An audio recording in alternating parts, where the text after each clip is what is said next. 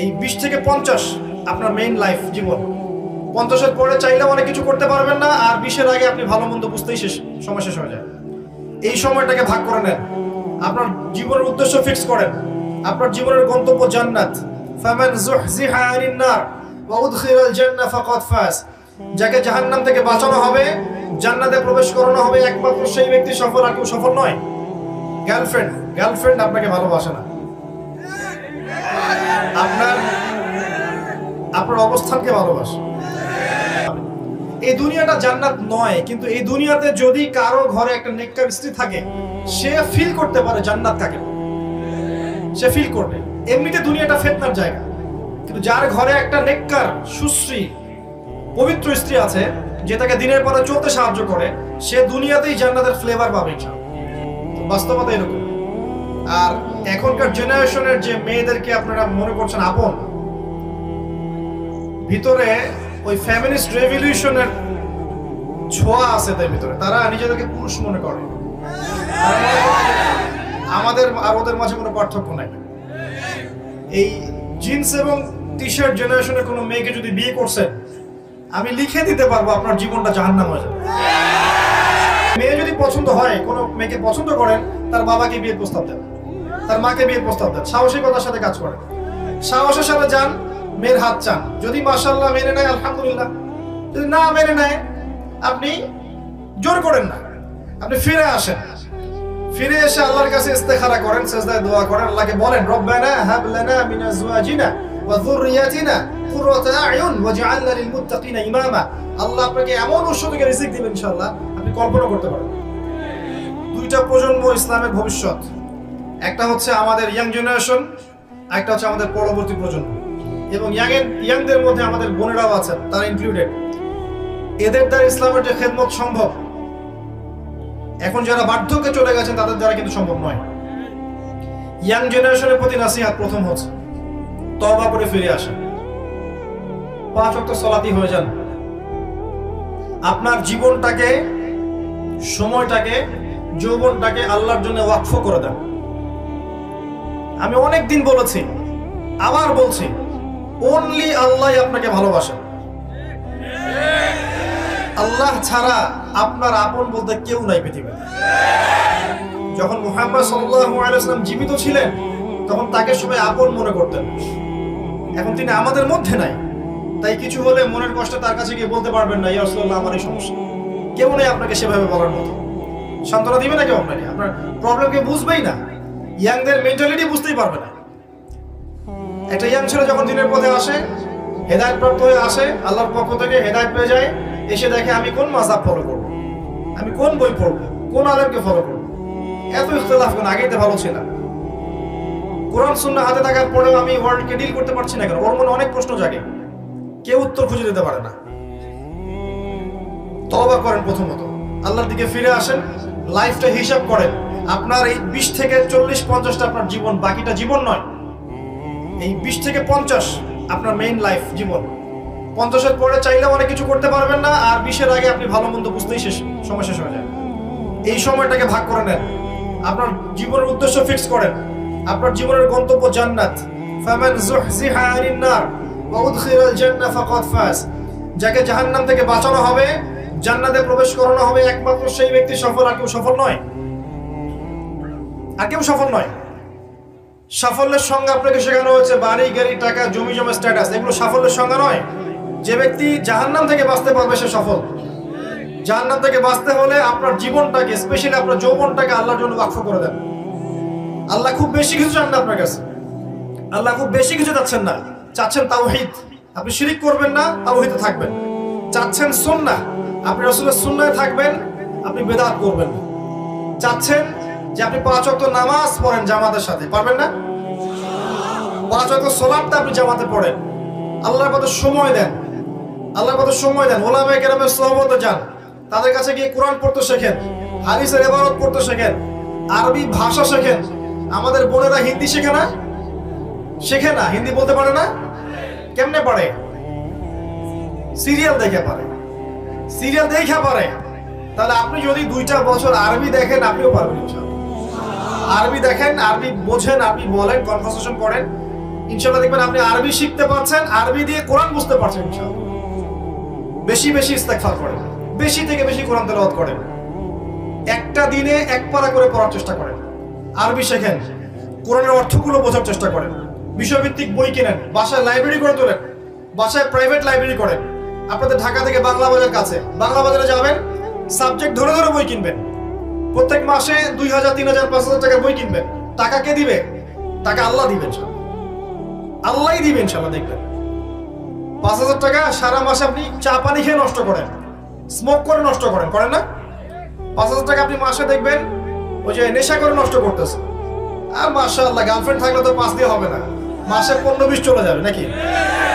আর girlfriend যদি একাধিক হয় তাহলে মাশাআল্লাহ। অতএব প্রিয় ভাইয়েরা, গার্লফ্রেন্ড আপনাকে ভালোবাসে না, আপনার অবস্থানকে ভালোবাসে। এটা আমি বলেছি, একজন পোস্ট করেছে ফেসবুকে, সেখানে দেখলাম কিছু মেয়ে কমেন্ট করছে যে না আমরা সত্যি ভালোবাসি। তো আসল বক্তব্য হচ্ছে এটা তো অংশ গিয়েছে। আপনি বলেন যে আমি এক সলিউশন বলেছিলাম, যদি দিনদার হয়, দেখেন দিনের বুঝ আছে, আপনার কথায় আনুগত্য করে, তার বাবাকে গিয়ে বিয়ের প্রস্তাব দেন। যদি রাজি হয় মাশাআল্লাহ বিয়ে করে ফেলেন, প্রেম করার দরকার নেই, বিয়ে করে ফেলেন। আসল প্রেম শুরু হবে বিয়ের পর ইনশাআল্লাহ। তখন বুঝবেন দিল্লি কে লাড্ডুর কি মজা। তখন মনে হবে যে কাশ আরো 5টা বছর পরে বিয়েটা করলে ভালো হতো। ঠিক আছে? বাস্তবতা কঠিন, যেটা আমরা পাই না ওটার প্রতি আমাদের আকর্ষণ বেশি কাজ করে। পাওয়ার পরে দেখবেন যে আসলে জীবনটা মনে আগেই ভালো ছিল, বন্ধুদের সাথে ঘুরতাম, একটু ইয়া ছিল, স্বাধীনতা ছিল, ফ্রিডম ছিল। এখন সেটা আর নাই। এখন দেখবেন 1 ঘন্টা কেন 10 মিনিট দেরি হলেই 10টা ফোন আসা শুরু হবে। কোথায় তুমি? কোথায় গেছো? কার সাথে সময় দিচ্ছ? এত সময় দেওয়া লাগে? আচ্ছা, বিয়ের প্রস্তাব দেন। যদি বাবা রাজি হয়, পরিবার মেনে নেয়, আপনার একটা হালাল রিজিকের সোর্স থাকে, আপনি বিয়ে করে ফেলেন। হারাম রিলেশনশিপে যাবেন না, এটা এক প্রকার জিনা। এটা কি এক প্রকার জিনা? কারণ শুধুমাত্র সেক্সুয়াল সম্পর্কটাই জিনা নয়, দেখা সাক্ষাৎ করা, কথাবার্তা বলা, ফোনে কথা বলা, আই কন্ট্যাক্ট, সবকিছু জিনার অন্তর্ভুক্ত। জিনা থেকে দূরে না আসতে পারলে আপনার মনের মধ্যে নূর কশিন কেন আসবে না? আল্লাহর জন্য ছেড়ে দেন, আল্লাহ পাক আপনাকে তার চেয়ে 1000 গুণ ভালো দিবেন ইনশাআল্লাহ। ইনশাআল্লাহ তাআলা বিশ্বাস রাখেন।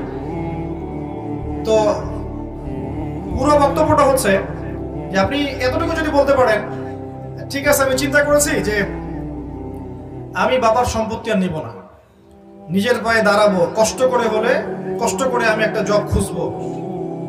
হ্যাঁ, 5000 টাকা স্যালারি হোক আর 10,000 টাকা স্যালারি হোক, কষ্ট করে আমি নিজের পায়ে দাঁড়িয়ে নিজে প্রতিষ্ঠিত হয়ে তোমাকে বিয়ে করবো ইনশাআল্লাহ।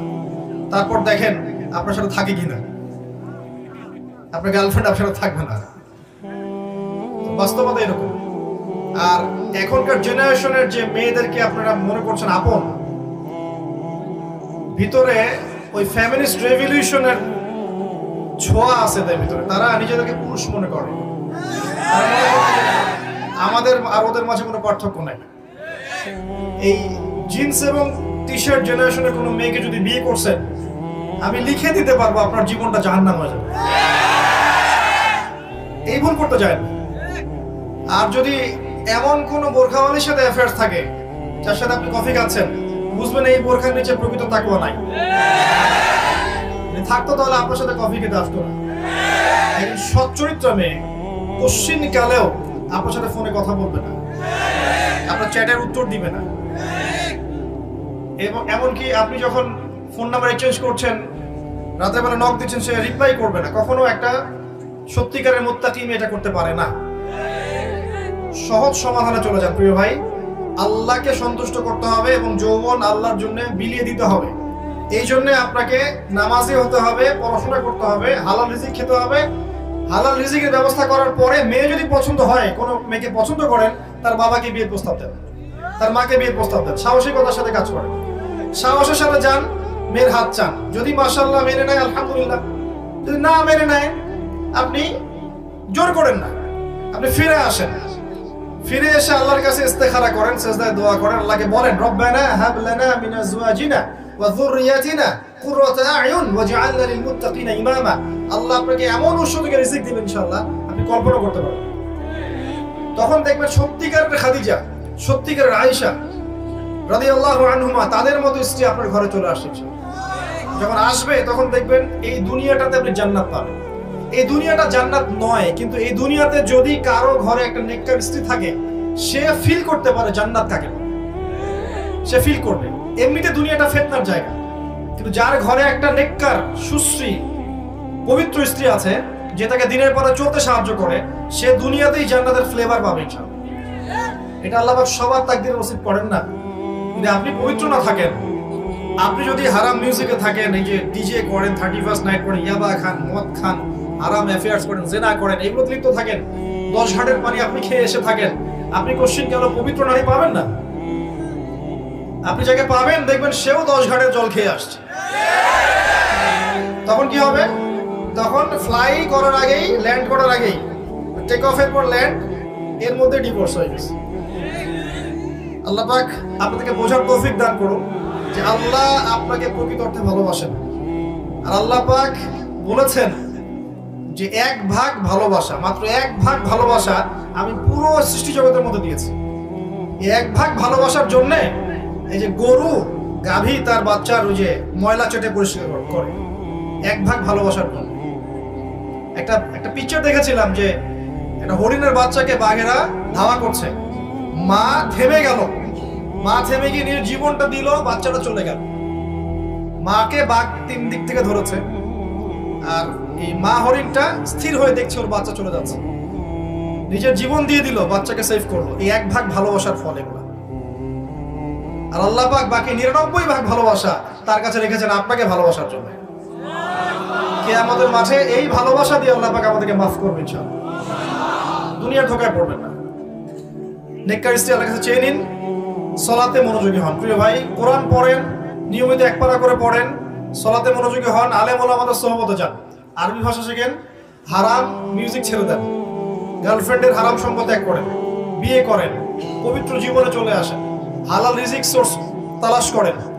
আপনাকে যে মেধা আল্লাহ দিয়েছেন এটা দিয়ে আপনি দিনের, উম্মার, দেশের, জাতির খেদমত করার চেষ্টা করেন ইনশাআল্লাহ। আমার কথা বোঝেন? কুরআন সুন্নাহ পড়েন, গবেষণা করতে থাকেন, দেখবেন যে মনের মধ্যে নূর ফিল করবেন, আল্লাহর রহমত নূর ফিল করবেন, প্রশান্তি ফিল করবেন। বাইরে বের হন, একটা শপিং মলে ঘুরে আসেন ঢাকা, দেখবেন নূর চলে গেছে। ইফেক্ট হয়, কাজের কি ইফেক্ট হয়? আপনি বাজ বিচার না করে হারাম খেতে থাকেন, দেখবেন এই শরীর দিয়ে আপনি নামাজে মনোযোগ পাচ্ছেন না, রোজা রাখলে তৃপ্তি পাচ্ছেন না, ইবাদত করে স্বাদ পাচ্ছেন না, কারণ আপনার রক্ত মাংসগুলো হারাম ভাবে তৈরি হয়েছে। রিজিকের ব্যাপারে সতর্ক থাকেন। আদর্শ পরিবার গড়তে হলে রিজিকটা সুন্দর থাকতে হবে। এরপরে দরকার কি? আত্মশুদ্ধি।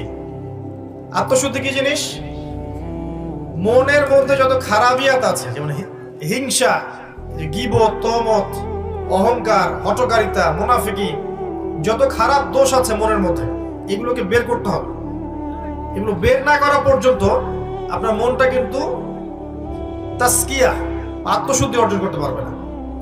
কি করলে বের হবে? বেশি বেশি কবরের ফিকির করলে বের হবে। বেশি বেশি কবরের চিন্তা করেন, পরকালের চিন্তা করেন, আল্লাহর সামনে দাঁড়াতে হবে এই চিন্তা করেন, দেখবেন মন নরম থাকবে ইনশাআল্লাহ। বেশি বেশি কোরআন তেলাওয়াত করেন, মনটা নরম সফট হবে ইনশাআল্লাহ। বেশি থেকে বেশি আল্লাহর জিকির করেন, সুবহানাল্লাহ, আলহামদুলিল্লাহ, লা ইলাহা ইল্লাল্লাহ, আল্লাহু আকবার, লা হাওলা ওয়ালা কুওয়াতা ইল্লা বিল্লাহ পড়তে থাকেন, মনটা নরম হবে ইনশাআল্লাহ। বেশি থেকে বেশি দান সাদাকা করেন, মনটা নরম হবে। ইতিমের ভরণ পোষণের দায়িত্ব নেন, মনটা নরম হবে। বিধবার দায়িত্ব নেন, মনটা নরম হবে। দেখবেন ইতিমের মাথায় হাত বুলান, মনটা নরম হবে। বেশি থেকে বেশি আল্লাহর কাছে দোয়া করেন, মন নরম হবে। একটু কম খান, একটু কম ঘুমান, একটু কম হাসেন, একটু কম কথা বলেন, মানুষের সাথে কম মেশেন, মন নরম হবে। এগুলো যত বেশি করবেন মন শক্ত হয়ে যাবে। আর মন যত শক্ত হবে সেই মনের মধ্যে আল্লাহর নূর আসবে না। আল্লাহর নূর না আসলে, কলবের মধ্যে আল্লাহর নূর না আসলে আপনি কবরে নূর পাবেন না এবং আপনি পুলসিরাতে নূর পাবেন না, আত্মশুদ্ধি অর্জন করতে পারবেন না। একটা কথা বলি, যখন আপনার হৃদয়ের মধ্যে নূর আসবে আল্লাহর পক্ষ থেকে, আপনি দেখবেন আপনি এমন কিছু বুঝতে পারছেন যেটা 8-10 জন পারছে না। আপনি এমন কিছু শুনবেন, এমন কিছু দেখবেন যেটা 8-10 জন দেখবে না। আপনি আল্লাহর নূর দিয়ে দেখবেন ইনশাআল্লাহ। আবেগ না, সিচুয়েশন বুঝে না কোন জায়গায় আপনি বসবাস করছেন। ওয়ার্ক, এরপরে দেখবেন যে এডুকেশন সিস্টেমের মধ্যে আপনি শিরক পাবেন, কুফর পাবেন। সারা জীবন পড়াশোনা করে যাচ্ছেন, কোরআন শোনার বালাই পান নাই, এবং শেষ বয়সে গিয়ে আপনি এখন চিল্লা দেওয়ার চেষ্টা করছেন, দিন বোঝার চেষ্টা করছেন, পড়ার চেষ্টা করছেন, হজ করছেন, এখন আপনি বই পড়া শুরু করছেন। গোল্ডেন টাইম 20 থেকে 40 আপনি এগুলোর বালাই পাননি নর্মালি যারা পড়েছেন। ইকোনমিক্সে গিয়ে দেখবেন যাকাত আউট, এখানে দেখবেন সুদ ইন, সুদের মধ্য দিয়ে সব চলছে, যাকাত আউট। অথচ যাকাত ছিল সাম্যবাদী অর্থনীতি, আর রিবা হচ্ছে ক্যাপিটালিজম, মানে এখানে আপনাকে ধনী ধনী হবে দিন দিন, আর গরিব আস্তে আস্তে গরিব হতে থাকবে। এর রিবার ফলাফল। যাকাত এবং সাদাকা এবং ব্যবসায় টাকা বা মানি মার্কেটে সার্কুলেট করতে থাকে, ঘুরতে থাকে। আজকে আপনি ধনী, কালকে গরিব হতে পারেন, আজকে আপনি গরিব, কালকে ধনী হতে পারেন। রিবার মধ্যে সুযোগ নাই, ধনী ধনী হতে থাকবে, গরিব গরিব হতে থাকবে। আল্লাহ পাক এই জন্য বলেছেন এটা হচ্ছে রক্ত চুষে খাওয়ার মতো পাপ, জাহান্নামে রক্তের নদীতে ফেলে শাস্তি দেওয়া হবে। এই কারণে আপনাকে সিচুয়েশন বুঝতে হবে, এবং পুরো ওয়ার্ল্ডের ব্যাংকিং সিস্টেম রিবা ভিত্তিক। কি করবেন আপনি এখন? পুরো ওয়ার্ল্ডের ব্যাংকিং সিস্টেম রিবা কেন্দ্রিক। রিবার চাইতে আরো ডেঞ্জারাস ওয়েপেন্স আছে আমাদের কাছে, সেটা হলো আপনার ফ্রডুলেন্ট একটা পেপার মানি, ইলেকট্রনিক মানি। আপনি 1 বছর জব করেছেন, প্রত্যেক মাসে 1 লক্ষ টাকা করে পেয়েছেন, 12 মাসে 12 লক্ষ টাকা পেয়েছেন, ঠিক আছে? আচ্ছা, এই 1 বছরের শ্রম, 1 বছর প্রতিদিন 12 ঘন্টা করে শ্রম দিয়েছেন, 12 লক্ষ টাকা বছর শেষে পেয়েছেন। টাকাটা নিয়ে গিয়ে এই বাক্সে ভরে আপনার ওয়াইফকে দিয়ে দেন, যে 1 বছর পরে, 1 বছর কম হয়ে যায়, 10 বছর পরে এই টাকাটা আমাকে বের করে দিল। আপনার স্ত্রীটা রেখে দিল সিন্ধুকের মধ্যে। এবার এখন আপনি এই 12 লক্ষ টাকা দিয়ে ধরেন আপনি 4 শতক জমি কিনতে পারবেন, ফর এক্সাম্পল, কথা বলছি রুট লেভেলে।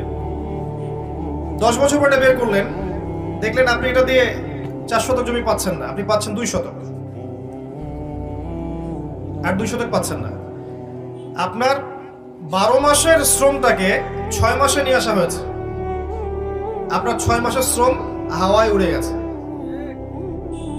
কেউ আপনার শ্রম থেকে বেনিফিটেড হয়েছে, শ্রম দিয়েছেন আপনি, লাভবান হয়েছে অন্য কেউ। এই জন্য তাকিয়ে দেখবেন বিশ্বের একটা সভ্যতা দিন দিন উঁচু হচ্ছে, একটা সভ্যতা, পৃথিবীর একটা অংশ দিন দিন ধনী হচ্ছে, আর বাকি অংশের দিকে তাকিয়ে দেখবেন দিন দিন দারিদ্রতা, প্রভার্টি ডিস্ট্রিবিউশনে যাচ্ছে। যখনই এদের বিরুদ্ধে কথা বলতে যাবেন দেখবেন টাকার মান পড়ে যাচ্ছে। টার্কি চেষ্টা করেছিল, মান পড়ে যাচ্ছে। ইন্দোনেশিয়া চেষ্টা করেছিল, মান পড়ে গেছে। ভেনিজুয়েলা চেষ্টা করেছিল, মান পড়ে গেছে। যেই চেষ্টা করবে মান কমে যাবে, মানে এটা আপনার অন্য কোনো জায়গা থেকে নিয়ন্ত্রণ করা হয়। তা আপনি যদি এমন হতো যে আপনি 12 মাস জব করেছেন, 12 লক্ষ টাকা আপনাকে দেয়া হয় নাই, আপনাকে 12,000 দিনার দেয়া হয়েছে, বা 12,000 দিরহাম দেয়া হয়েছে। এটা আবার কি জিনিস? দিনার আবার কি জিনিস? দিরহাম আবার কি জিনিস? কোনদিন তো নাম শুনি নাই। সূরা ইউসুফ পড়েছেন? সূরা ইউসুফ আলাইহিস সালামকে কি দিয়ে কিনেছিল? দিরহাম দিয়ে। সূরা আলে ইমরানের মধ্যে দেখবেন দিনারের কথা আছে। আচ্ছা, মনে করেন দিনার এবং দিরহামে আপনাকে স্যালারি দেওয়া হয়েছে, এবার এটা আপনি রেখে দিলেন ওয়াইফের কাছে, 10 বছর পর বের করবা। সে 10 না 20 বছর পর বের করে দিয়েছে আপনাকে। আপনার শ্রমের মান কমবে? আপনার মুদ্রার মান কমবে? এই কথাটাই বুঝাতে ব্যর্থ হয়েছি বিগত 5 বছর থেকে, যে ইসলামিক যে মুদ্রা, এর ইন্ট্রিনসিক একটা ভ্যালু থাকে, অন্তর্নিহিত একটা মান থাকে, যেই মানটা ওর ভিতরেই থাকে, বাইরে থাকে না। আপনার যে সিস্টেমটা চলছে এর মান ভিতরে নেই, বাইরে আছে, এবং এই মানটা অন্য জায়গা থেকে নিয়ন্ত্রণ করতে পারবে, নিয়ন্ত্রণ করে আপনার শ্রমটা কেড়ে নিবে। সূরা নাজমে আল্লাহ পাক বলেছিলেন একটা কথা, যে একটা ভুলে গেলাম, মানুষ তাই পাবে যা সে চেষ্টা করে। একটা কথা আছে না, লাইসা লিল ইনসান ইল্লা মা সাআ, মানুষ চেষ্টার বাইরে কিছু পাবে না, তাই তো? মানুষ চেষ্টার বাইরে কিছুই পাবে না। আপনি অর্থ উপার্জনের চেষ্টা করবেন, আপনি পাবেন। আপনি ফল, বীজ রোপণ করবেন, গাছ হবে, ফল খাবেন। আপনি এখানে বীজ রোপণ করলেন, গাছ হলো, আপনি পরিপূর্ণ ফলটা খেতে পারছেন না, ফল অন্যজন খাচ্ছে। আমি যদি আপনাকে বলি যে আমার ফার্মে আপনি জব করেন, 1 বছর জব করবেন, 12 ঘন্টা করে পার ডে, কিন্তু আমি বছর শেষে আপনাকে 6 মাসের স্যালারি দিব, আপনি নেবেন? পাগলেও নিবে? কিন্তু আমরা এটা করছি। কিছু করার নাই, কারণ সিস্টেমটা ওদের হাতে। ওয়ার্ল্ডের সিচুয়েশন বুঝতে হবে আপনাকে। ইনশাআল্লাহ ঈসা ইবনে মারিয়াম আসলে এই সিস্টেম থাকবে না। ইনশাআল্লাহ আযজা ওয়া জাল আল মাহদি আসলে এই সিস্টেম থাকবে না। প্রতারণাপূর্ণ ইকোনমিক্স। মুফতি তাকি উসমানী শাইখের বইগুলো পড়েন। অন্যদের কথা বাদ দেন, হানাফি মাযহাবের অন্যতম বড় একজন উলামায়ে কেরামের একজন আল্লামা তাকি উসমানী শাইখ, উনার ইকোনমিক্সের সিরিজ আছে, এই বইগুলো পড়েন। পড়লে বুঝতে পারবেন কি চলছে প্রতারণা ধোঁকাবাজি। এরপরে আবার রিবা আছে। এভাবে তো মান কমলে তারপর আবার সুদ আছে। এবার সুদ দিতে থাকেন। সুদ, বোগাস মনিটরি সিস্টেম, এগুলো দিয়ে রক্ত চুষতে ওয়ার্ল্ডের একটা অংশ দিন দিন ধনী হয়ে গেছে, একটা অংশ দিন দিন দারিদ্রতার অতল তলে যাচ্ছে। হ্যাঁ, আপনি সফল হতে পারবেন যদি আপনি ওদের দাসত্ব করেন। এই সিস্টেমের মধ্যে থেকেও সফল হওয়া যাবে যদি ওদের দাসত্ব করা যায়। ওরা যা বলবে শুধু বলবেন ইয়েস স্যার, সামি'না ওয়া আতা'না, সমস্যা হবে না ইনশাআল্লাহ। কিন্তু যদি ওদের অন্যায়গুলোর প্রতিবাদ করতে যান, তখন দেখবেন বাঁকা চোখে দেখবে। এখন আমাদের দেশকেও তো বাঁকা চোখে দেখছে না? আমাদের দেশের প্রশাসনকে পর্যন্ত নিষেধাজ্ঞা দিয়ে দিচ্ছে না? আগে যখন বলেছিলাম আমাকেই বলেছিল যে ভালো মন্দ, এখন বোঝেন যাদের কথা বলেছে এদের চরিত্র এরকমই। এরা এদিকেও চোখ রেখেছে, আমাদের দেশের দিকেও খারাপ চোখ রেখেছে। শত্রুকে চিনতে হবে। আল্লাহ পাক বলেছেন লা তাত্তাখিযুল ইয়াহুদা ওয়ান নাসারা আউলিয়া বা'দুহুম আউলিয়াউ বা'দ, এমন সব জিউস এবং খ্রিস্টানদেরকে বন্ধুরূপে গ্রহণ করো না যারা একে অপরের বন্ধু। ওয়া মান ইয়াতাওয়াল্লাহুম মিনকুম ফাইন্নাহু মিনহুম, তোমাদের মধ্যে কেউ যদি ওদের দিকে মুখ ফেরায় সে ওদের অন্তর্ভুক্ত, আমাদের কেউ না। তো এখন দেখেন এদিকেও চোখ দিচ্ছে। রিজার্ভ ব্যাংকের টাকা সরিয়ে দিতে বলছে, দেখেছেন? টাকা সরাতে বলছে কি জন্য? ভালো নজর নেই। ওরা কখনোই তাওহীদ পন্থীদেরকে সহ্য করতে পারবে না। ওরা কখনোই রাসূলুল্লাহ সাল্লাল্লাহু আলাইহি ওয়াসাল্লামের সুন্নাহ যারা ভালোবাসে এদেরকে সহ্য করতে পারবে না। আল্লাহ পাক ওই খাসলত দিয়ে ওদেরকে সৃষ্টি করেননি। They want to rule the world, তারা সারা ওয়ার্ল্ডকে শাসন করতে চায়। দেখবেন চায়না এবং রাশিয়া, এরা ওদের ধার ধারে। চায়না রাশিয়ার ধার ধারে। উচিত, আমাদের এখনো উচিত। অনেকে বলবেন যে ওরা তো মুসলিম কান্ট্রি না, আপনি কি বলছেন এগুলো? আমি ডিপ্লোম্যাটিক্যালি বলছি। ডিপ্লোম্যাটিক্যালি আমাদের এখনো উচিত চায়না রাশিয়ার দিকেই ঝোঁকা এবং তাদের সাথে অ্যালায়েন্স তৈরি করা, ফ্রন্ট তৈরি করা। যখন পরাশক্তি লড়বে, কোনো একটা পরাশক্তির পক্ষে যাবেই উন্নয়নশীল কান্ট্রিগুলো। চায়না রাশিয়া এখন বেস্ট অপশন। দেখবেন সারা ওয়ার্ল্ডকে এই ইকোনমি রুল করে ফেলছে এখন চায়না। সব জায়গায় দেখবেন চাইনিজ প্রোডাক্ট। যদিও ওরা ইসলামিক কান্ট্রি নয়, কিন্তু অনেক সময় ওয়ার্ল্ড ডিপ্লোমেসির খাতিরে এমন কিছু মানুষের সাথেও সখ্যতা বন্ধুত্ব রাখতে হয় যাদের সাথে রাখলে অপর খারাপ পরাশক্তি আমার কিছু করতে পারবে না। আর এই কথাটা অন্যান্য কান্ট্রি বুঝে ফেলছে। ইরান বুঝে ফেলছে। ইরানের মতো দেশ যাদেরকে এখন নাম শুনলে বলে রাশিয়া, তাই না? বলে যে ওরা তো শিয়া দেশ। শিয়া হওয়ার পরেও তারা ওয়ার্ল্ড ডিপ্লোমেসি বেটার বুঝেছে অনেক সুন্নি কান্ট্রি চাইতে। অনেক নামধারী সুন্নি দেশের চাইতে শিয়া উদ্দেশিত দেশ হওয়া সত্ত্বেও ওয়ার্ল্ড অ্যাফেয়ার্স তারা বেশি বুঝেছে এবং তারা এই দিকে না ঝুঁকে ওই দিকে ঝুঁকেছে। বুঝতে হবে আপনি কোথায় বাস করছেন। এটা হচ্ছে এখনকার ওয়ার্ল্ড। প্রত্যেকটা বিষয় ওখানে ডিল করা হচ্ছে এবং এইসব ঘটতেই দেখবেন একটা রাষ্ট্র আস্তে আস্তে উন্নত করছে এবং আস্তে আস্তে মুসলিমদের উপর ডমিনেট করছে। নাম কি? ইসরায়েল। সারা ওয়ার্ল্ডই জানে যে সে জালেম, সারা ওয়ার্ল্ড জানে সে জালেম, সারা বিশ্ব জানে সে জালেম। তারপরেও আরব কান্ট্রিগুলোর কলেজের উপর বসে সে সারা ওয়ার্ল্ডের মধ্যে আরবের তেল নিয়ন্ত্রণ থেকে শুরু করে, পেট্রো ডলার নিয়ন্ত্রণ থেকে শুরু করে, ইকোনমি, ফাইন্যান্স, মনিটরি সিস্টেম, আপনার এই যে কি বলবো সামরিক বিষয়গুলো, অস্ত্রশস্ত্র, মিডিয়া, প্রযুক্তি, সব কিছু ওয়ার্ল্ড নখদর করে নিয়ে এসেছে মাত্র 70 বছরের ব্যবধানে। মাত্র 70 বছরের ব্যবধানে। এই যে 1914 সাল থেকে 2022, এই 100 বছর, আর ধরে নেন 1947 সাল থেকে এই 2021 এই সাল পর্যন্ত, এইটুক সময়ের মধ্যে এই রাইজ করেছে সেভাবে। এবং এই রাইজিংটা সে বিগত 2000 বছর ধরে করতে পারেনি। বিগত 2000 বছর ধরে এরা বিশ্বের আনাচে কানাচে ঘুরেছে, কোনো দেশ ছিল না, থাকার জায়গা ছিল না, কোথায় বসবে খাবে এই জায়গা ছিল না। তারা আজকে এই মুসলিমদের কলিজের উপর দাঁড়িয়ে কাজ করেছে। আর তখন আমরা কি করছিলাম? আমরা জিলাপি খাচ্ছিলাম, খোরমা খাচ্ছিলাম, মিলাদ করছিলাম, কবরে সেজদা করছিলাম, মাদারে সেজদা করছিলাম। আমরা তখন আপোষে ইখতিলাফ, হানাফি, আহলে হাদিস, সালাফি, তোমার হাত বাঁধা নামির উপরে আমার নিচে, রফুলেদের করা না করা, পায়ে পা লাগানো না, এগুলো নিয়ে ব্যস্ত ছিলাম। আর এগুলোর দিকে ফোকাস না করে অভ্যন্তরীণ ক্রন্দনে লিপ্ত থাকলে এখানে নবীর শান নষ্ট হয়নি? চোখের সামনে এদের উত্থান যখন হলো, আর আমরা যখন আপোষে এভাবে বিভক্ত ছিলাম, ইখতিলাফে ব্যস্ত ছিলাম, আলু রুটি সামাই খাচ্ছিলাম, তখন নবীর শান নষ্ট হয়নি? সুবহানাল্লাহ। আপনাকে সিচুয়েশন বুঝতে হবে। এখন এই সিচুয়েশনটা রিড করতে হলে বাহ্যিক চোখ দিয়ে দেখলে আপনি সব বুঝতে পারবেন না।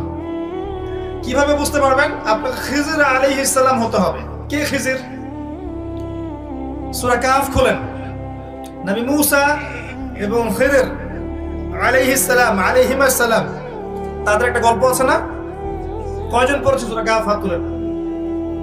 যেই সূরা আপনাকে মাসিহুদ দাজ্জাল থেকে বাঁচাবে, এই সূরা পড়েছেন 10% মানুষ।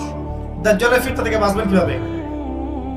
আল্লাহর নবী বলেছেন সাল্লাল্লাহু আলাইহি ওয়াসাল্লাম, এই সূরা আপনাকে মাসিহুদ দাজ্জালের ফিতনা থেকেও বাঁচাবে। তাই বলেননি? জুমার দিনে পড়তে বলেছেন, প্রথম 10 আয়াত মুখস্থ করতে বলেছেন। এই সূরার মধ্যে এমন কিছু আছে যা আপনাকে দাজ্জালীয় ফিতনাগুলো চিনতে শিখাবে এবং আপনাকে বিরত থাকার পথ পদ্ধতি বলে দিবে। যদি নাই পড়েন, নাই বোঝেন, কেমন করে শিখবেন? এখানে বসেন, তবে প্লিজ বসেন। নবী মুসা আলাইহিস সালাম আর খিজির আলাইহিস সালামের ঘটনা আছে না? মুসা আলাইহিস সালাম বলেছিলেন যে আমি বিশ্বের সবচেয়ে জ্ঞানী মানুষ। আল্লাহ পাক ধরেছেন, না তুমি জ্ঞানী মানুষ নাও সবচেয়ে। আরেকজন বান্দা আছে আমার, সে তোমার চেয়ে বেশি জানে। তার নাম খিজির। খিজির মানে শ্যামল। তিনি যেখানে বসতেন সেই জায়গা সবুজ হয়ে উঠত। মুসা আলাইহিস সালাম বললেন যে আমি তার সাথে মিট করতে চাই, জ্ঞান শিখতে চাই। আল্লাহ পাক বললেন একটা মাছ নাও, এই যে থলির মধ্যে রাখো, সফর করতে থাকো। মাজমাউল বাহরাইন, দুই সাগরের মিলনস্থলে তুমি তাকে পাবে। যখন তুমি মাছটা জীবিত হয়ে সাগরে চলে গেছে, তখন সেখানে তুমি ওকে পাবে। সফর করতে থাকলেন, এক পর্যায়ে পেলেন। পাওয়ার পরে বললেন আমি আপনার কাছে জ্ঞান শিখতে চাই। তো খিজির আলাইহিস সালাম বললেন ইন্নাকা লান তাসতাতিআ মাইয়া সাবরা, তুমি আমার কাছে ধৈর্য ধরতে পারবে না, তুমি আমার সাথে ধৈর্য ধরতে পারবে না। মুসা আলাইহিস সালাম বললেন ইনশাআল্লাহ আমি ধৈর্য ধরব। ইনশাআল্লাহর বরকতে তাকে সাথে নেওয়া হলো। সফর করতে থাকলেন। 3টা ঘটনা ঘটলো। কি ঘটনা? একবার ওই নৌকা ফুটা করে দিলেন, মনে আছে? অনেকে মাথা নাড়ছেন, কেউ নাড়ছেন না। মনে আছে? নৌকা চড়ে গেলেন, মাঝি নৌকা পার করলো, ফ্রি অফ কস্ট, টাকা নিলেন না, কিন্তু নৌকা খিজির আলাইহিস সালাম ফুটা করে ফেললেন। অপরাধ না? বাহ্যিক চোখ দিয়ে কি মনে হচ্ছে? অপরাধ। এবার একটা বাচ্চার সাথে দেখা হলো, গোলাম, ছোট বাচ্চা, তিনি ধরলেন, হত্যা করলেন, জবাই করে ফেললেন। অপরাধ না? বিশাল অপরাধ। এরপর একটা গ্রামে গেলেন, মেহমানদারি চাইলেন, খাবার পানি কিচ্ছু দিল না। তো খিজির আলাইহিস সালাম সেখান থেকে চলে আসার আগে ওই বাড়িরই একটা দেয়াল পড়ে গিয়েছিল, সেই দেয়ালটাকে নিজের মেহনত দিয়ে তৈরি করে দিলেন। আর মুসা আলাইহিস সালাম বললেন যারা খাবারও দিল না, পানিও দিল না, আপনি উল্টা তাদের দেয়াল নির্মাণ করে দিলেন, কিছু পারিশ্রমিক তো নিতে পারতেন। এই 3বার তিনি ভেটো দিয়েছেন। আর তৃতীয় প্রশ্ন করার পরেই খিজির আলাইহিস সালাম বলেছেন যে হাদা ফিরাকু বাইনি ওয়া বাইনাক, তোমার সাথে আমার একটা ফিরাক, আর তোমার সাথে আমার চলা হলো না।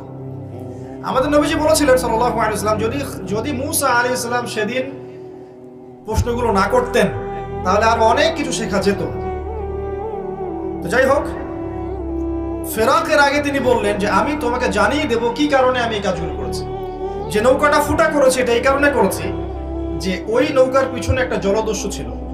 যদি নৌকাটা ভালো থাকতো তাহলে তারা নৌকাটা হাইজ্যাক করে ফেলত। আমি ফুটা করে দিয়েছি যাতে করে নৌকাটা হাইজ্যাক না করে। কথা বুঝতে পারছেন? আচ্ছা, বাচ্চাটাকে হত্যা করেছি আমি নিজের ইচ্ছায় করিনি, আল্লাহর হুকুমে করেছি। আল্লাহ পাক বলেছেন এই বাচ্চা যদি বড় হয় তাহলে অনেক বড় কাফের হবে এবং পিতা মাতাকেও কুফরিতে নিয়ে আসবে, এই কারণে আমি এটাকে হত্যা করেছি। আর ওই যে দেয়ালটা নির্মাণ করেছি ওই দেয়ালটা ছিল ওই বাড়ির ইয়েতিম 2 বাচ্চার পৈতৃক সম্পত্তি রেখে যাওয়া দেয়াল। মানে এই দেয়ালের নিচে পৈতৃক সম্পত্তি আছে ওদের, গুপ্তধন। যদি আমি নির্মাণ না করতাম অন্য মানুষ নিয়ে যেত। নির্মাণ করেছি যাতে এই 2টা এতিম বাচ্চা বড় হয়ে এটা পায়। তো আপাত বাহ্যিক চোখ দিয়ে তোমার কাছে মনে হয়েছে 3টা কাজ খারাপ, তাই না? অন্যায় করেছেন, নৌকা ফুটা করেছেন, বাচ্চা হত্যা করেছেন, দেয়াল নির্মাণ করে পারিশ্রমিক ছাড়াই, অন্যায়। তুমি ধৈর্য ধরতে পারো নাই, কিন্তু প্রকৃত অর্থে এই 3টা কাজ কিন্তু অন্যায় ছিল না। এর পিছনে একটা ভ্যালিড কারণ ছিল। তাই বাহ্যিক চোখ দিয়ে যদি আপনি বিশ্বকে দেখেন, উম্মাহকে দেখেন, অর্থনীতি দেখেন, রাজনীতি দেখেন, আপনি বুঝতে পারবেন না সত্য কোনটা মিথ্যা কোনটা। ভিতরের চোখ দিয়ে আপনাকে দেখতে হবে যে কোনটা সত্য কোনটা মিথ্যা, কোনটা হক কোনটা বাটিল, কোনটা ন্যায় কোনটা অন্যায়, কোনটা আসলেই হচ্ছে কোনটা হচ্ছে না। এখন এই মনের চোখ খোলার জন্য পদ্ধতি কি? কয়েকটা কথা বললাম আগেই। পরকালকে বেশি স্মরণ করেন, তাওহীদে থাকেন, সুন্নতে থাকেন, হালাল খান, বেশি বেশি কোরআন তেলাওয়াত করেন, জিকির আজকার বাড়িয়ে দেন, মৌতের স্মরণ বাড়িয়ে দেন, আল্লাহর কাছে নূর চান, আল্লাহ আমাকে নূর দেন। বেশি বেশি পড়াশোনা করেন, কিন্তু পড়াশোনা করলেই নূর পাওয়া যাবে না। নূর আল্লাহর কাছে ভিক্ষা চাইতে হবে। আল্লাহ আমাকে দূরদর্শিতা দেন, আমাকে বাসিরা দেন, হিকমা দেন, নূর দেন। দেখবেন আল্লাহর পক্ষ থেকে নূর আসবে ইনশাআল্লাহ। তখন আপনি ওয়ার্ল্ড অ্যাফেয়ার্স লিড করতে পারবেন। আপনি কোরআন সুন্নাহকে দিয়ে ওয়ার্ল্ডকে ডিল করতে পারবেন। মানুষের কাছে প্রচার করবেন, এতটুকুই। ফোর্স করার তো কোনো দরকার নাই। ফাযাক্কির ইন্নামা আনতা মুযাক্কির, এতটুকুই দায়িত্ব।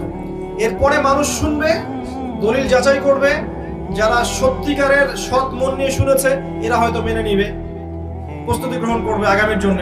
যারা মানবে না ওদের কাছে মনে হবে পাগলের প্রলাপ, বোগাস কথাবার্তা, কি বলে উল্টাপাল্টা কথা। এই হবে পরিণতি। কিন্তু হিস্ট্রি এগিয়ে যাবে, ওয়ার্ল্ড এগিয়ে যাবে। এখন যে আমরা 2021-22-এ বসে আছি, এটা 21-22 থাকবে না। আস্তে আস্তে ওয়ার্ল্ড এগিয়ে যাবে। আরো জলোচ্ছ্বাস আসবে, ভূমিকম্প আসবে, ম্যাসাকার হবে, আরো মহামারী ছড়াতে পারে, আরো পলিউশন হবে ওয়ার্ল্ডে, পরাশক্তিদের মধ্যে যুদ্ধ বাঁধবে, নিউক্লিয়ার যুদ্ধ পর্যন্ত হতে পারে, ওয়ার্ল্ডে নিউক্লিয়ার যুদ্ধ পর্যন্ত হতে পারে। ওয়ার্ল্ড এমন একটা জায়গায় বসে আছে, ওয়ার্ল্ডের এই যে ইকোনমিক সিস্টেমটা কোলাপস করে যেতে পারে, টেকনোলজি যেগুলো আছে এগুলো নাও থাকতে পারে। যাই হোক, কিন্তু সামনে যে মুসলিমদের একটা কঠিন সময় আসছে এটা স্পষ্ট।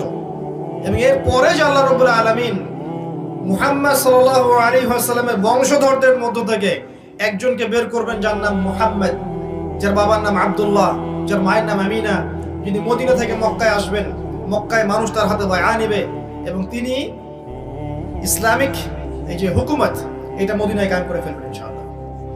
এবং সেখান থেকে তার সাথে পরাশক্তিদের ব্যাটল হবে, তিনি পেরে উঠবেন না। এক পর্যায়ে মাসিহুদ দাজ্জাল আত্মপ্রকাশ করবে এবং এই মাসিহুদ দাজ্জালকে হত্যা করার জন্য, মারার জন্য আল্লাহ পাক সত্যিকারের মাসিহকে পাঠাবেন। তিনি কে? ঈসা ইবনে মারইয়াম। তার হাতে মাসিহুদ দাজ্জাল নিহত হবে এই প্যালেস্টাইনের এই যে বাবেলুদ, যেটা প্যালেস্টাইনের মধ্যে আছে। এরপরে তিনি 40 বছর জেরুজালেম থেকে সারা বিশ্বে খেলাফা কায়েম করে দিবেন। একটা কাঁচা বাড়ি, একটা পাকা বাড়ি বাদ থাকবে না যেখানে আল্লাহর কালিমা প্রবেশ করবে না। 40 বছর চলবে, বারাকা আসবে, প্রচুর বৃষ্টিপাত হবে, মাটি উর্বর হবে, অন্য একটা পৃথিবী মানুষ দেখবে। এই পৃথিবী থাকবে না। মানুষ মানুক আর না মানুক ওয়ার্ল্ডের দিকে যাবে, আস্তে আস্তে সময়ের দিকে যাবে। 10 বছর পরেই হোক, 100 বছর পরেই হোক, 200 বছর পরেই হোক, কত সালে হবে আমরা জানি না। কেউ সাল মেনশন করে কথা বলতে পারবে না, বলা উচিত না, কিন্তু এটা হবে। তারপরে ওয়ার্ল্ড আবার সেই প্রাচীনতায় ফিরে আসবে, শুধু ইসলাম আর ইসলাম দেখবেন। এরপরে এমন একটা প্রজন্ম আসবে যারা এত কুৎসিত হবে, এত জঘন্য নোংরা হবে, রাস্তার মোড়ে মোড়ে দাঁড়িয়ে জেনা করবে। আল্লাহ পাক এই জেনারেশনের সামনে পশ্চিম দিক থেকে সূর্য ওঠাবেন এবং সরাসরি কিয়ামত সংঘটিত করবেন। ওই দিন আমরা দেখতেও চাই না এবং ওই জেনারেশনে অন্তর্ভুক্ত হতেও চাই না। সামনে এই সময়গুলো আসবে। এখন মাঝখানের এই সময়টাতে আপনার প্রিপারেশন কি? কি করতে যাচ্ছেন আপনি? একটা মাহফিল যথেষ্ট? শুধু 5 ওয়াক্ত নামাজ পড়াই কি যথেষ্ট? আমরা যা করছি দিনের জন্য, একটা মাদ্রাসায় বসে শিক্ষকতা করছি, ধরেন 5 ওয়াক্ত নামাজ পড়ছি, একটা ব্যাংকে বসে আছে, একটা চাকরিতে বসে আছে, বা সমাজের নেতৃস্থানীয় কোনো জায়গায় বসে আছে, এটাই কি এনাফ ইসলামের বিজয়ের জন্য? সবার জায়গা থেকে সবাই যদি দিনের বোঝাটা কাঁধে না নেই, তাহলে কি বিজয় হবে? শুধু শোডাউন করে হবে? একে অপরের সাথে কাদা ছড়াছড়ি করে হবে? অভ্যন্তরীণ বিভক্তিতে হবে? এই দল ওই দল মারামারি কাটাকাটি এগুলো করে হবে? হবে না। আমাদেরকে এগিয়ে যেতে হলে, আবারও বলছি, স্পেশালি ইয়াংদেরকে বলছি, প্রচুর পড়াশোনা করতে হবে, প্রচুর পড়াশোনা করতে হবে। আমাদের এখন পড়াশোনাই জিহাদ, এটা বড় একটা কাজ। আপনি মনে করছেন যে ইসলামিক জিহাদের কনসেপ্ট আছে, আপনি একসময় আল্লাহর পথে যাবেন, শাহাদাত বরণ করবেন, ইত্যাদি ইত্যাদি। জ্ঞান অর্জন করেন, আগে পড়েন, কোরআন পড়েন, আরবি ভাষাটা শেখেন, হাদিসের বইগুলো পড়েন, ইসলামের ইতিহাস পড়েন, ফিলোসফি পড়েন, ওয়ার্ল্ড অ্যাফেয়ার্স গুলো বোঝেন, জ্ঞান অর্জন করে স্মার্ট হন। আপনাকে ওয়ার্ল্ডটাকে ডিল করতে হবে, আপনাকে সিচুয়েশন বুঝতে হবে, তারপরে আপনি যারা অনুযায়ী আমলে যান, পরিবার গঠনের দিকে যান, হালাল রিজিকের দিকে যান, একটা নেককার মেয়েকে বিয়ে করেন, পরবর্তী প্রজন্ম করে তোলেন। আস্তে আস্তে আস্তে আস্তে আপনি আপনার জান, আপনার মাল, সময়, শ্রম, মেধা দিয়ে দিনের খেদমত করতে থাকেন। এবং আমরা কোন পরিবেশে বসবাস করছি এটা বোঝার চেষ্টা করেন, স্মার্টলি দিনের কাজ করেন, এমন কোনো ইনিশিয়েটিভ নেবেন না যাতে উম্মার উপকার যে ক্ষতি হয়ে যায়। আপোষের ইখতিলাফগুলো দূর করে ফেলেন। ইখতিলাফ করতে থাকলে কিয়ামত পর্যন্ত কোনো সলিউশন আসবে না, কোনোদিন সলিউশন আসবে না। যতই ইখতিলাফে আপনি কাউন্টার দেন, সে আরেকটা কাউন্টার দিবে, আপনি আরেকটা কাউন্টার দেন, সে আরেকটা কাউন্টার দিবে। বিশ্বাস করেন, শুধু এই কারণেই, শুধু এই কথা চিন্তা করেই আমার জীবনে আমি এমন অনেক ক্ষেত্রে চুপ থেকেছি যেখানে আমি 10টা লাইন বলতে পারতাম, ইচ্ছা করে আমি চুপ থেকেছি। কারণ আমি যদি 10 লাইন বলি, আর একজন 20 লাইন বলবে, সে যদি 20 লাইন বলে, আমি আরো 10টা লাইন বলতে যাই, সে আরো 30 লাইন বলবে। এই সিলসিলা চলতে থাকলে সলিউশন কখনো আসবে না। মান সামাতা নাজা। আপনি যদি হকপন্থী হয়ে থাকেন, আল্লাহর কবুলিয়ত আপনার কাছে থেকে থাকে, আপনি সৎ হন এবং আপনি ইনোসেন্ট, আপনি অন্যায় করেন নাই, দেখবেন আল্লাহ আপনাকে কবুল করে নেবেন ইনশাআল্লাহ। বাতিল ধুলোর মতো উড়ে যাবে ইনশাআল্লাহ। আল্লাহর ওয়াস্তে আমরা আপোষে ভাই ভাই হয়ে যাই, সবাইকে ভাই মনে করতে শিখেন। আমরা যারা আছি, যে কোনো মাযহাবে হোক না কেন, যে কোনো তরিকা হোক না কেন, যে কোনো আলেমের সোহবতে থাকুক না কেন, সবাই আমরা মুসলিম ভাই। সবার ভালোটুকু নিয়ে নেন, খোলা মনে ভালোটা রিসিভ করে নেন। আর সবার বিতর্কিত বিষয় যেগুলো আছে এগুলোকে বাদ দিয়ে দেন, ছেড়ে দেন। সরকারের নসিহতকামী হন, কল্যাণকামী হন। যারা বিভিন্ন লেভেলে কাজ করছে, প্রশাসনে, সামাজিক সেক্টরে, উপরের লেভেলে, ব্যাংকে, কল্যাণকামী হন, নসিহতকামী হন। শত্রুতা পোষণ করে তাদেরকে আপনি দিনের পথে আনতে পারবেন না। মুসা আলাইহিস সালামকে আল্লাহ পাক বলেছেন, ফিরআউনের কাছে যাও, ইযহাবা ইলা ফিরআউনা ইন্নাহু তাগা ফাকুলা লাহু কাওলান লায়িনা। ফিরআউনের মতো কাফেরের কাছে গিয়ে ইসলামের দাওয়াত দাও, কিন্তু তার সাথে নরম ভাষায় কথা বলো। উগ্রতা দিয়ে, বোমাবাজি করে, আপনার সন্ত্রাসবাদ ছড়িয়ে, বা ওই যে আইএসএস এর মতো আমেরিকান এজেন্ট হয়ে আপনি কখনো ইসলাম কায়েম করতে পারবেন না।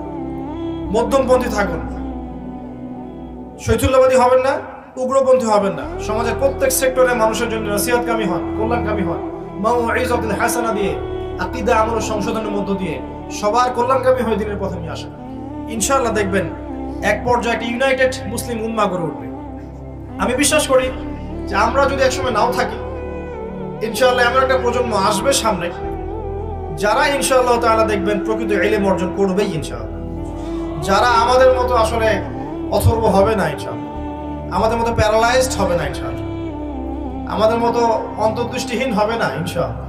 যারা জানা অনুযায়ী আমল করবে, হালাল খাবে, হারাম খাবে না, না খেয়ে থাকলেও হারাম খাবে না, যারা আদর্শ পরিবার গড়বে ইনশাআল্লাহ, কোরআনের মশাল হাতে নিয়ে তারা এই জাহেলিয়াত দূর করবে ইনশাআল্লাহ। দেখবেন ওরা আমাদের জান দিয়ে, মাল দিয়ে, সময় শ্রম দিয়ে আল্লাহর জমিনে আল্লাহর দিন কায়েম করে ছাড়বে ইনশাআল্লাহ। মাঝখানে আল্লাহ আমাদেরকে সময় দিয়েছেন, কাউকে 20, 30, 40, 50 বছর। এই সময়টুকু আপনি কিভাবে কাটাতে চান, ডিসিশন ইজ ইয়োর্স, আপনার সিদ্ধান্ত। আজকের পরেও যদি এত মাহফিলে খোলামেলা কথা কখনো হয়, আমি কিন্তু জানি না, মাহফিলে অনেক খোলামেলা কথা বললাম ওয়ার্ল্ড অ্যাফেয়ার সম্পর্কে, এরপরেও যদি আপনাদের চোখ না খোলে যে আমরা কোথায় আছি, আমাদের প্রকৃত শত্রু কারা, আমরা কি নিয়ে ব্যস্ত আছি, তাহলে আমি বলবো যে আসলে আমাদের সামনে তাকদীরে খারাপ ছাড়া কোনো ভালাই নাই।